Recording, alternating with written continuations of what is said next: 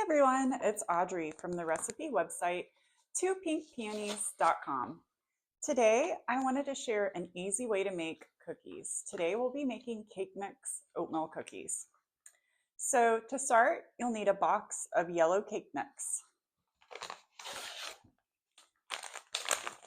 And we're just gonna pour it right in. So a lot of recipes, you'll cream the sugar and you'll cream the butter together.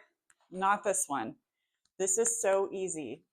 We're gonna mix dry, and then we're gonna add in the wet, and then we're gonna stir in the chocolate chips. It's just super easy. I'm making this tonight for my ladies book club. You'll love them. They taste great, so easy. All right, so I had 1 box of yellow cake mix, and then I just added 2 cups of quick oats. I have half a cup of brown sugar, and that was packed brown sugar.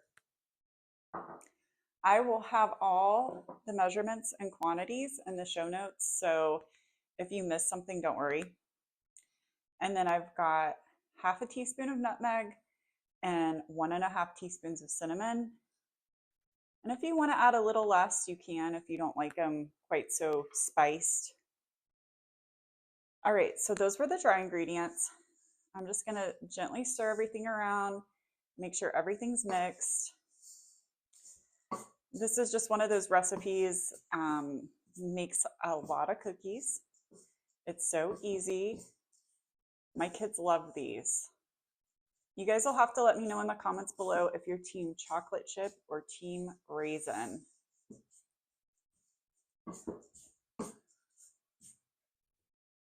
All right, so everything got a good stir.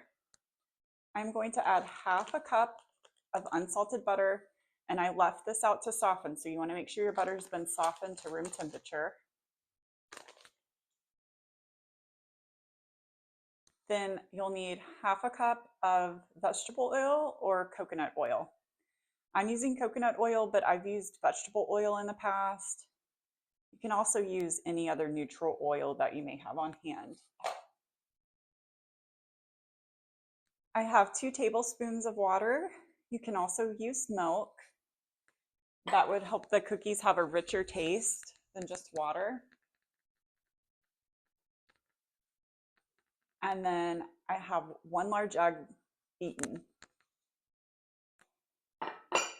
All right, so we're gonna mix this up. Be sure to preheat your oven to 350 degrees. So I'm gonna get my mixer going and then I'll show you what it looks like.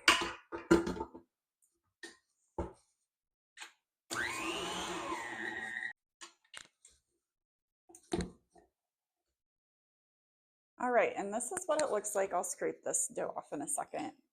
I'm gonna stir in chocolate chips. You can also do raisins, you can do craisins, you know, whatever mix-ins you like. My kids like chocolate chips. You could even do both. One of my Amish friends, Marilyn, or well, she's formerly Amish. I can talk today, sorry. She actually uses both chocolate chips and raisins in her cookies. Really good. I recommend trying it at least once. All right, so this is what the dough looks like. And then we're gonna scoop it out on some baking sheets. Okay, I've scooped my dough out. I used about 2 heaping tablespoons of cookie dough per dough ball. I am going to bake 1 tray at a time, and I'm gonna bake them at 350 degrees for 14 minutes. You'll want to bake them till they're lightly golden brown on the edges. Your baking time may vary. Some ovens run hot, some ovens run cold. I feel like every oven can be a little bit different. So let's say about 14 to 16 minutes or until they're lightly golden on the edges. I like to do 1 tray at a time. I feel like they bake more evenly. And so I'm gonna pop these in the oven and I'll show you what they look like when they're done. All right, so while the cookies are baking, I did want to mention one thing. This is a good tip and something to look out for when you're using cake mix for recipes.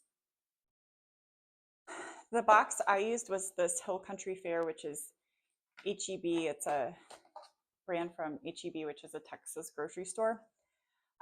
This box was 16.5 ounces. And then I had this box in my pantry that I didn't use this time, and it's only 15.25 ounces. Now, you can use either of these, so either size works. But if you're using the smaller one, you may want to reduce the water to 1 tablespoon or leave it out. I just wanted to mention that to, make sure everyone's cookies turn out great. All right, so I just pulled my cookies out of the oven. I baked mine for exactly 14 minutes.